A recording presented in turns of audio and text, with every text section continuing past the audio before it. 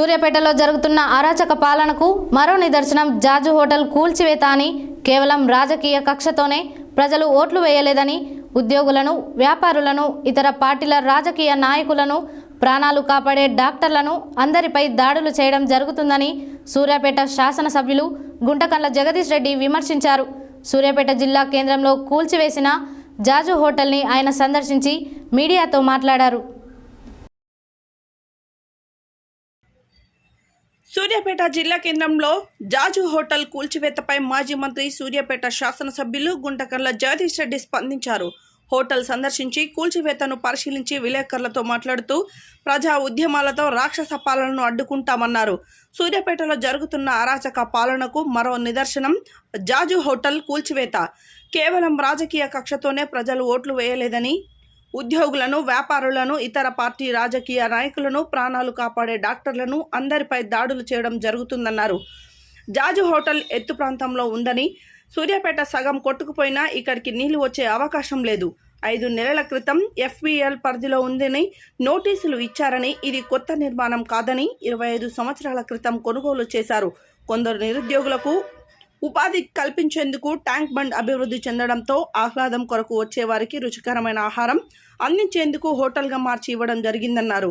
Irrigation department ఇచ్చిన నోటీసులకు సమాధానం ఇచ్చి చెరువు కట్ట కంటే 5-6 ఫీట్ల ఎత్తులో తమ హోటల్ ఉందని వారు ఇచ్చిన నోటీసే తప్పని సమాధానం ఇచ్చారు. నోటీసుకు సంజాయిషి ఇవ్వకుండా కొందరు కూల్చివేతలకు పాల్పడడం, ప్రభుత్వం నుంచి ఏ శాఖకు చెందిన అధికారులు వచ్చి కూల్చారో తెలియదు. రెడ్ హౌస్, వైట్ హౌస్ అంటూ ఏమీ లేవని, ఒక బ్లాక్ హౌస్ మాత్రమే నరక కూపంగా ఉందని అధికారులను అక్కడకు పిలిచి ఒత్తిళ్లకు గురిచేసి ఆదేశాలు ఇవ్వడం పరిపాటిగా మారిందన్నారు. అధికారులు నిబంధనల ప్రకారం పనిచేయాలి తప్ప దారిన పోయే దానయ్యలు చెప్తే కూల్చివేతలకు పాల్పడవద్దన్నారు.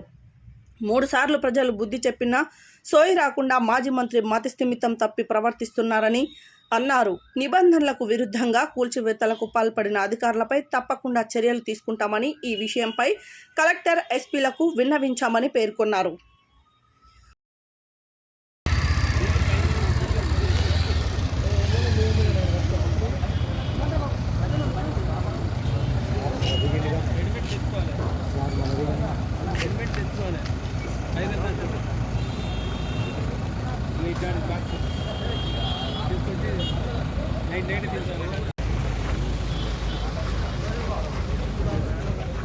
అదే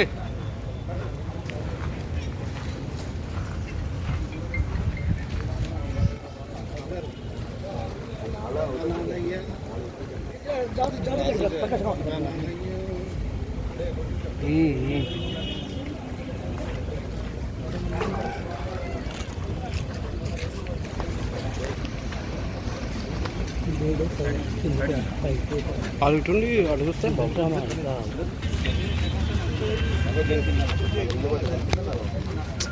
కదా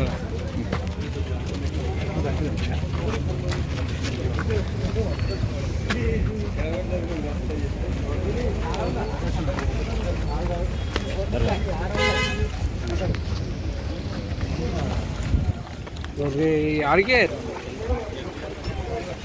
అన్న వస్తుందని మన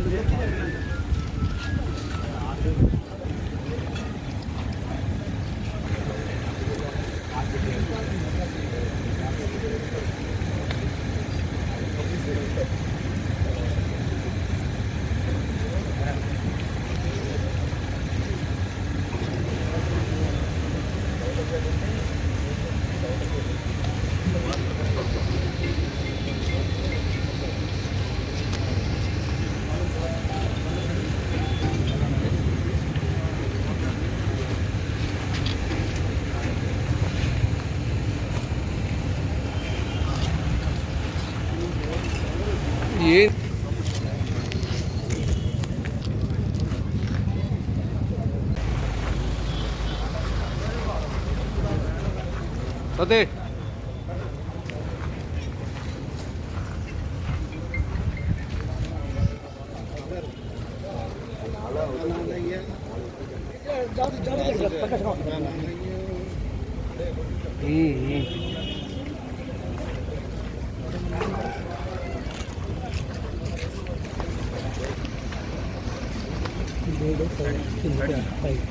అది ఇటుండి అటు చూస్తే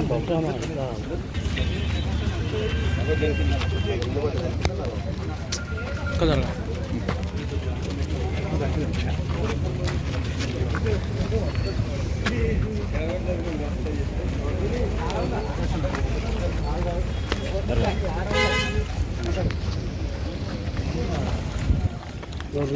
ఆడికే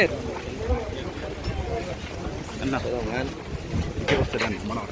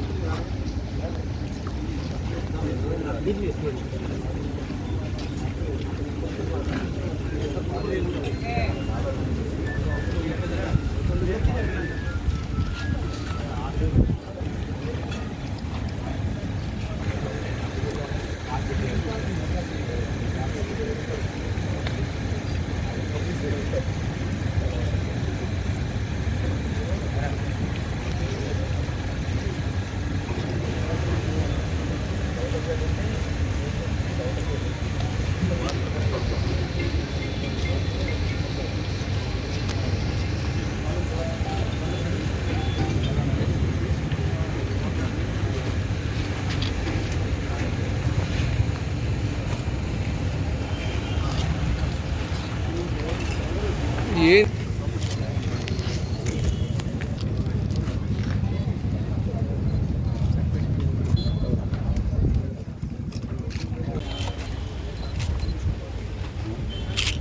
మీడియా మిత్రులకు నమస్కారం.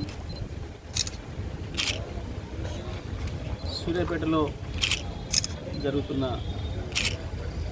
అరాచక పరిపాలనకి మరో నిదర్శనం మనం ఇప్పుడు నిలబడున్న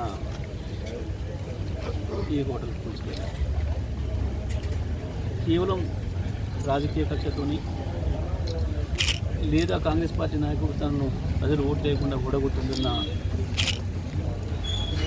కక్షతోని సూర్యాపేటలో ప్రారంభంలో వ్యాపారస్తుల్ని భయపెట్టించారు. మొదలు ఉద్యోగస్తుల్ని, తర్వాత వ్యాపారస్తుల్ని, తర్వాత ఇతర పార్టీలకు సంబంధించిన రాజకీయ నాయకుల్ని, చివరికి పాపం ప్రజలకి ఏదైనా అనారోగ్యం చేసి ప్రాణాపాయం ఉందని చెప్పి భయపడిపోతే కాపాడే డాక్టర్లకి అందరినీ కూడా ఒక్కరిని వదిలిపెట్టకుండా, వీళ్ళు వాళ్ళని వదిలిపెట్టకుండా ప్రజల మీద దాడులు చేయడం, వాళ్ళ ఆస్తుల మీద దాడులు చేయడం, అక్రమ కేసుల్లో బనాయించడం, ఇది రాజరికాల్లో కూడా లేని ఒక అరాచక పరిస్థితి వల్ల సూర్యాపేటలో ఉంది, నల్గొండ జిల్లాలో ఉంది, రాష్ట్రమంత్రి కూడా ఇక్కడ పోతూ ఉంది. మనం పైన వాళ్ళు ఎవరు ఎట్లున్నారో వీళ్ళు కూడా అట్లే ఉన్నారు. ఎటువంటి ఆధారం లేకుండా అక్రమంగా ప్రజల ఇళ్లను కూల్చడం అనేది ప్రాణమైతే పెట్టుకున్నారు. ఇవాళ ఇప్పుడు మనం నిలబడ్డ ప్లేస్ ఇది సూర్యాపేటలోనే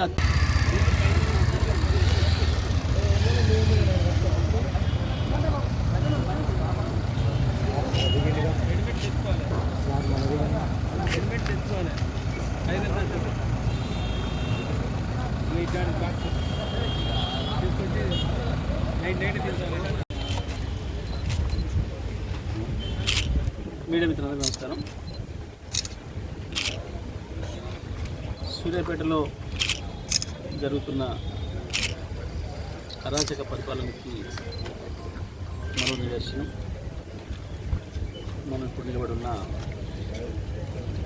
ఈ హోటల్ కూల్చివేత. కేవలం రాజకీయ కక్షతోని లేదా కాంగ్రెస్ పార్టీ నాయకుడు తనను ప్రజలు ఓటు లేకుండా ఓడగొట్టుందన్న కక్షతోని సూర్యాపేటలో ప్రారంభంలో వ్యాపారస్తుల్ని భయపెట్టించారు. మొదలు ఉద్యోగస్తుల్ని, తర్వాత వ్యాపారస్తుల్ని, తర్వాత ఇతర పార్టీలకు సంబంధించిన రాజకీయ నాయకుల్ని, చివరికి పాపం ప్రజలకి ఏదైనా అనారోగ్యం చేసి ప్రాణాపాయం ఉందని చెప్పి భయపడిపోతే కాపాడే డాక్టర్లకి అందరినీ కూడా ఒక్కరిని వదిలిపెట్టకుండా, వీళ్ళు వాళ్ళని వదిలిపెట్టకుండా ప్రజల మీద దాడులు చేయడం, వాళ్ళ ఆస్తుల మీద దాడులు చేయడం, అక్రమ కేసుల్లో బనాయించడం, ఇది రాజరికాల్లో కూడా లేని ఒక అరాచక పరిస్థితి వల్ల సూర్యాపేటలో ఉంది, నల్గొండ జిల్లాలో ఉంది, రాష్ట్రమంత్రి కూడా ఇక్కడ పోతూ ఉంది. మనం పైన వాళ్ళు ఎవరు ఎట్లున్నారో వీళ్ళు కూడా అట్లే ఉన్నారు. ఎటువంటి ఆధారం లేకుండా అక్రమంగా